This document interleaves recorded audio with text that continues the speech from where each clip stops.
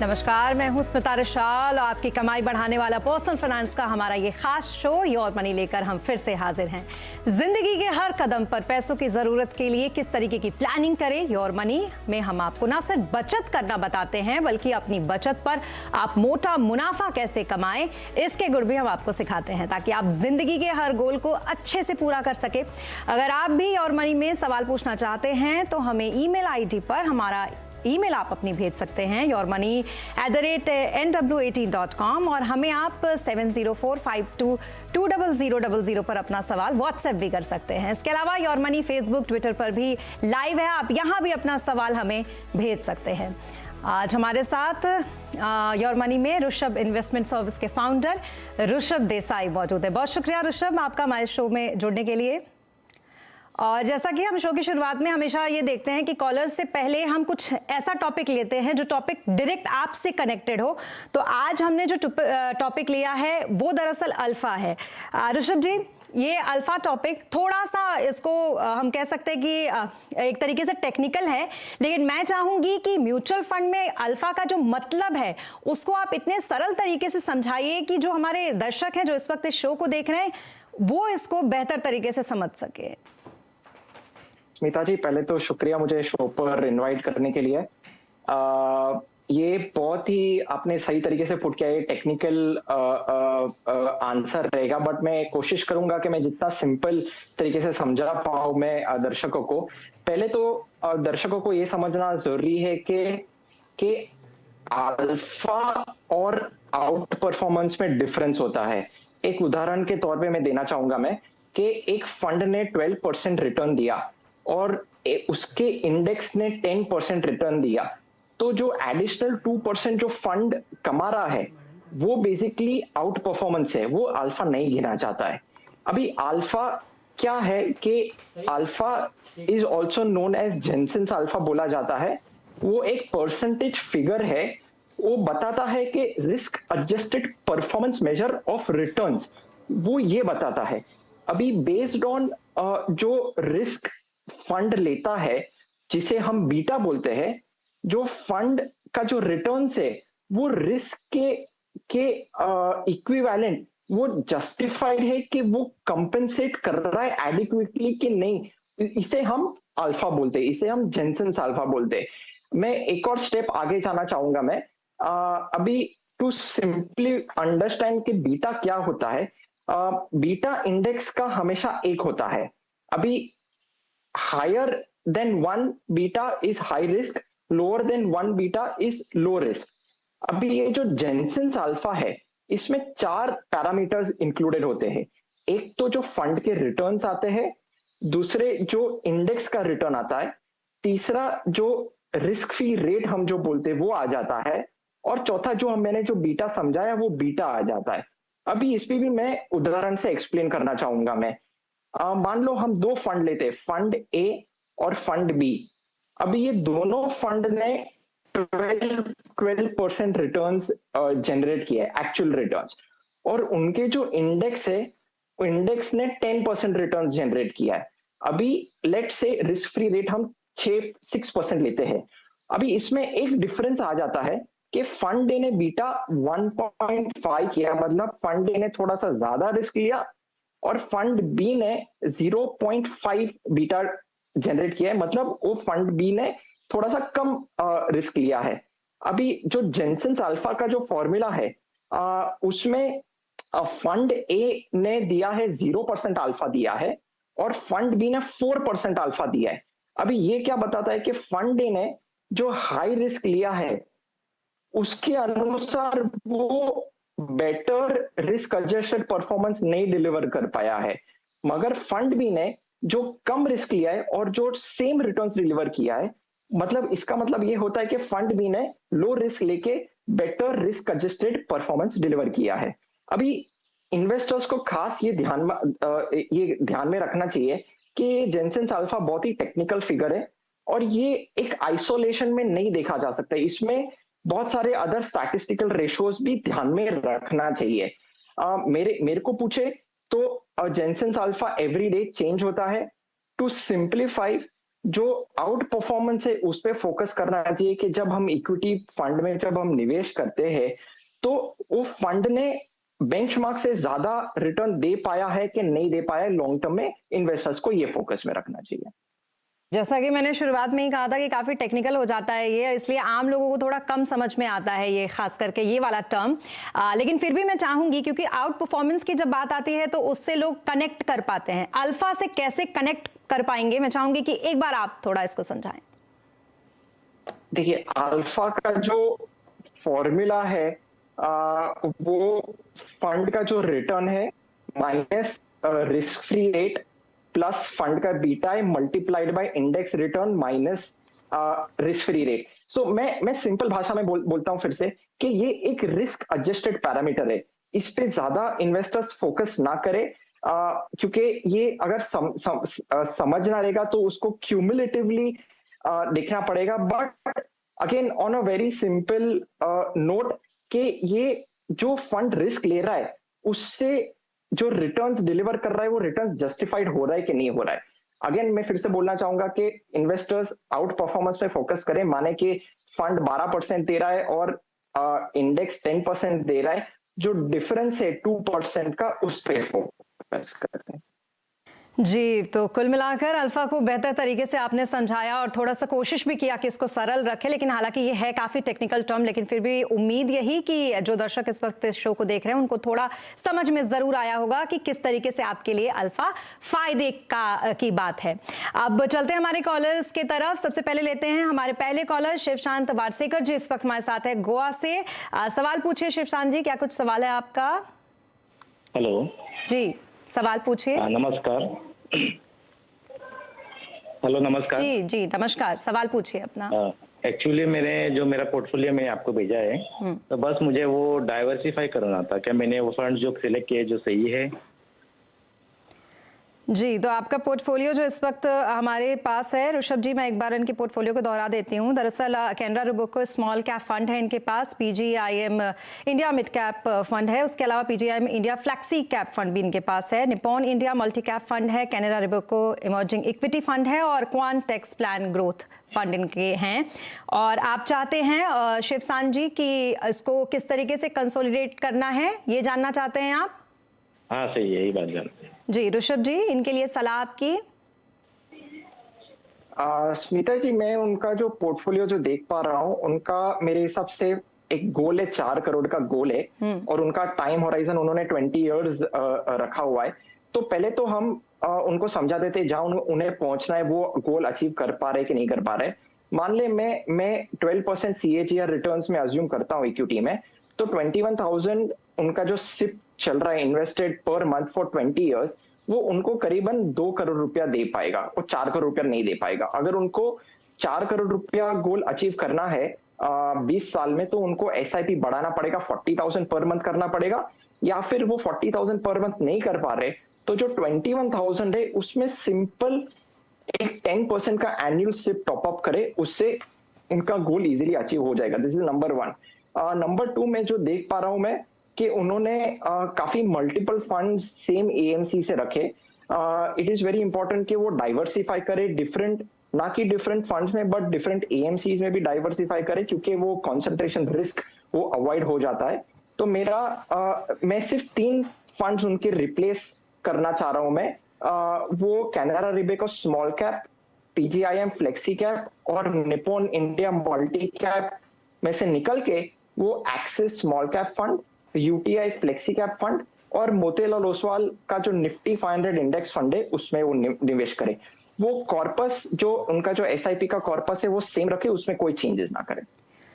जी, तो मुझे लगता है शिवशांत जी आप समझ गए होंगे कि आपको किन फंड्स में बने रहना है और किन से बाहर निकलना है, और बहुत ज़रूरी होता है कि कंसोलिडेशन हो, खास करके पोर्टफोलियो का फ़ायदा इससे और ज़्यादा होता है। तो आपको फंड में निवेश की सलाह इन्होंने दी है ऋषभ जी ने, Axis small cap fund, UTI flexi cap fund और Motilal Oswal Nifty 500 index fund, ये तमाम वो फंड है जिसमें आप निवेश करें।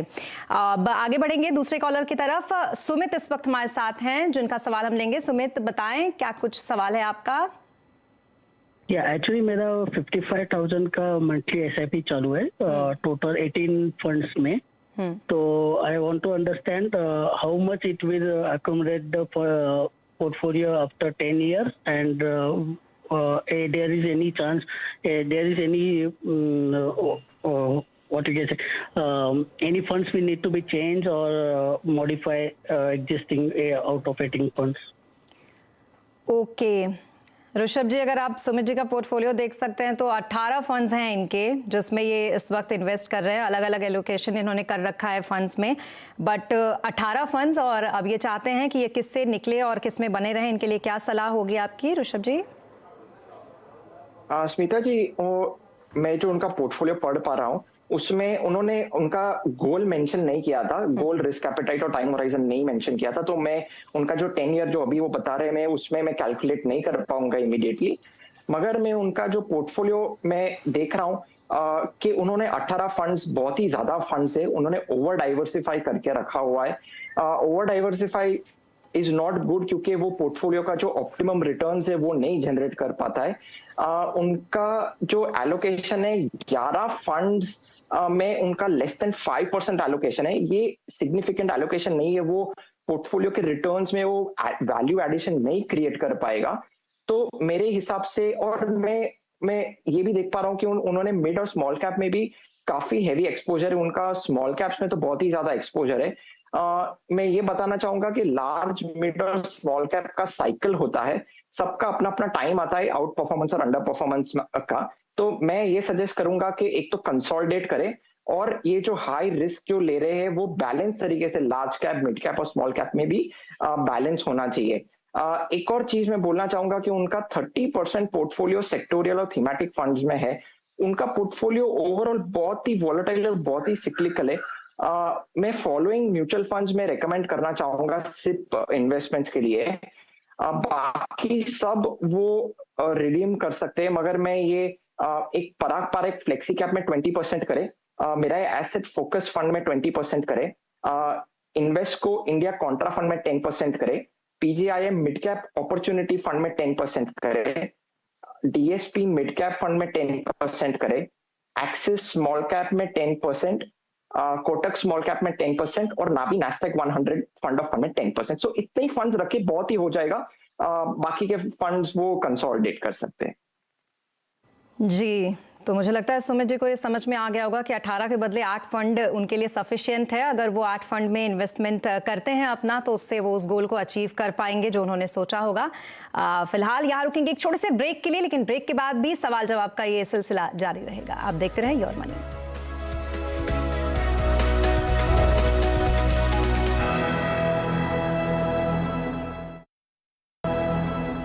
और ब्रेक के बाद एक बार फिर आपका स्वागत है। आप देख रहे हैं योर मनी, पर्सनल फाइनेंस का ये शो, जहां हम आपके हर सवाल का जवाब देते हैं। तो चलिए अब कुछ और सवाल ले लेते हैं जो एसएमएस के द्वारा हमारे पास आए हुए हैं। कौशिक जी का सवाल है ये, उनका मौजूदा निवेश है 15,000 की एसआईपी है उनकी, ऋषभ जी, और साथ ही पोर्टफोलियो वैल्यू इनकी 4,01,000 है। 10 साल में ये इनका 1 करोड़ का टारगेट है।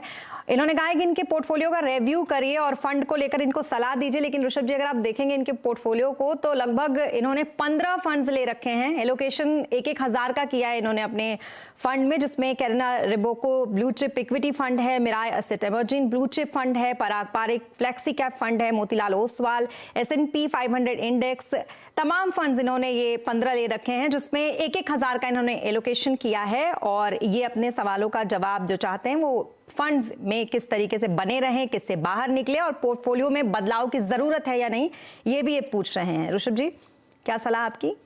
स्मिता जी, पहले तो उनका जो SIP 15,000 पर मंथ जा रहा है, मैं अज्यूम करूं 12% CAGR रिटर्न्स इक्विटीज में, तो at the end of 10 years उनका जो सिप पोर्टफोलियो 35 लाख आ जाता है।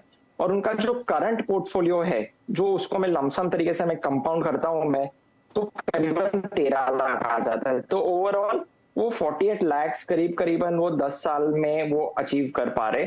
1 करोड़ रुपए अनफॉर्चुनेटली तो वो नहीं अचीव कर पा रहे। तो पहले तो उनको 1 करोड़ रुपए at the end of 10 years achieve करने के लिए उनको उनका सिप बढ़ाना पड़ेगा, 40,000 पर मंथ करना पड़ेगा। अगर वो 40,000 रुपीज नहीं कर पा रहे तो वो उनका जो करंट 15,000 का जो SIP चल रहा है उसमें वो 25% का एनुअल टॉपअप कर सकते हैं। अभी उनका जो मैं पोर्टफोलियो देख रहा हूं मैं, ये उसमें 15 फंड्स है, काफी सारा फंड्स है, वो ओवर डाइवर्सिफाई हो चुका है। उसमें ज्यादा उनको सिर्फ 5 या 6 फंड की ही जरूरत पड़ जाती है। अभी मैं ये रेकमेंड करूंगा मैं कि HDFC सेंसेक्स प्लान वो 3000 की सिप करे, पराग पारेख फ्लेक्सी कैप में 3000 की सिप करे, कैनरा रिबेको फ्लेक्सी कैप में 3000 की सिप करे, ये नया फंड में इंट्रोड्यूस कर रहा हूं मैं। एक्सिस मिड कैप फंड 3000 की सिप करे और कोटक स्मॉल कैप फंड में भी 3000 की सिप करे, नया फंड है। सो मैंने 2 नए फंड्स इंक्लूड किए, बाकी उनका फंड वैसे ही रखा। उन्होंने सेक्टोरियल और थीमेटिक फंड्स में भी इन्वेस्ट कर रखा है। वो सेक्टोरियल और thematic funds don't work well SIP methodology में, क्योंकि उसमें ये फंड्स में काफी प्रिसाइज एंट्री और एग्जिट की जरूरत पड़ती है, क्योंकि वो काफी सिक्लिकल हो जाते हैं। तो वो सेक्टोरियल थीमेटिक फंड्स में निवेश ना करें। जी, तो कौशिक जी को ये सलाह 15 फंड और 15 फंड में से सिर्फ 5 फंड रखने को कहा है उन्होंने। एक बार मैं फिर से फंड्स के नाम आपको बता देती हूँ। HDFC सेंसेक्स प्लान फंड में आप 3000 रुपए एलोकेट कर सकते हैं, Parag Parikh flexi cap fund, Canara Robeco flexi fund, साथ ही एक्सिस मिड कैप फंड और कोटक स्मॉल कैप फंड, इन पांचों ही फंड में आप 3-3 हजार की SIP करें, आपका 15,000 की SIP और साथ ही 5 ये फंड, इससे आप अपने टारगेट को हासिल कर सकते हैं।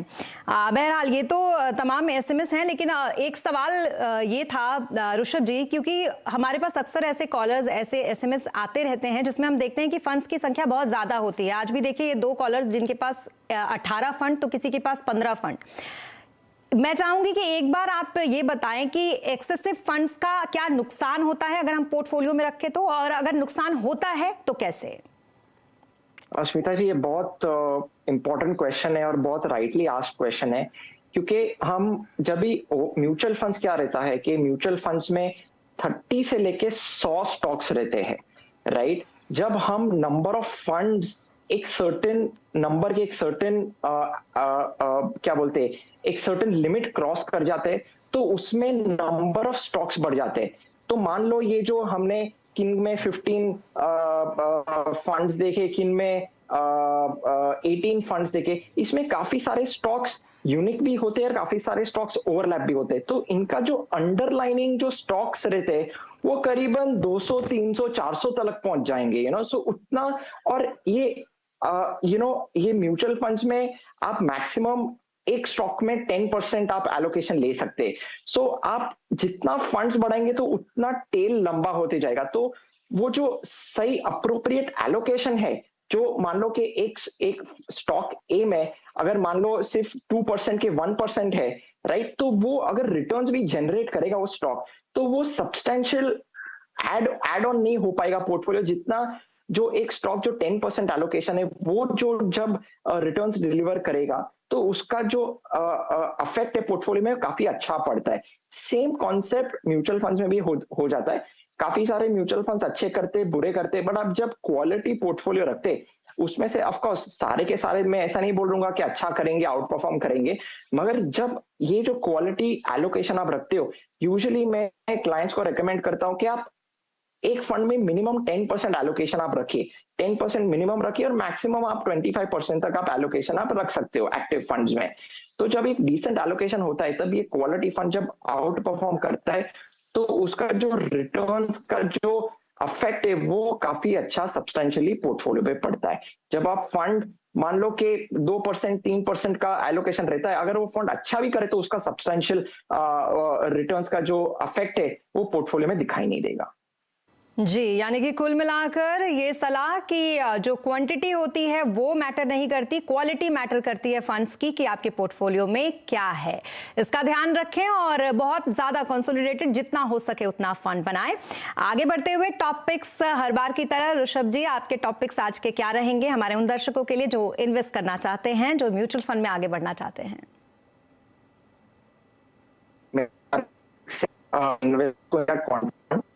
ICICI Bank hedge fund, Navi National Accumulated Fund of Fund और कोटक स्मॉल कैप फंड।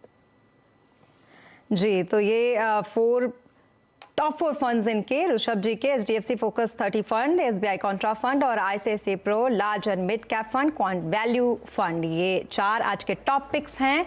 इसमें इन्वेस्ट करिए और आगे बढ़िए म्यूचुअल फंड में। इसी के साथ ऋषभ जी बहुत शुक्रिया हमारे साथ शो में जुड़ने के लिए और तमाम सवाल के जवाब देने के लिए। और इसी के साथ हमारे इस शो में अभी के लिए बस इतना ही, लेकिन खबरों पर लगातार अपडेट के लिए आप बने रहें CNBC आवाज के साथ। नमस्कार।